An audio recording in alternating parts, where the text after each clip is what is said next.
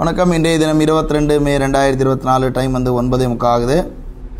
இன்றைக்கி பார்த்தீங்கன்னா 47,900 call option, 47,900 put option ரெண்டுமே எடுத்திருக்கோம். இன்றைக்கி எக்ஸ்பைரி பார்க்குறோம். காலில் வந்து புட்டில் வந்து செல் கொடுத்து திரும்ப பை வந்திருக்கு. இன்றைக்கி வந்து கொஞ்சம் சிஸ்டம் வந்து என்னுடைய விபிஎஸ் வந்து கொஞ்சம் இஷ்யூ இருந்தது, அதனால் வந்து என்னால் ட்ராக் பண்ண முடியல. இப்போதைக்கு வந்து சிஸ்டம் ஓடிட்டுருக்கு, ஸ்பேர் சிஸ்டமில் தான் ஓடிட்டுருக்கு.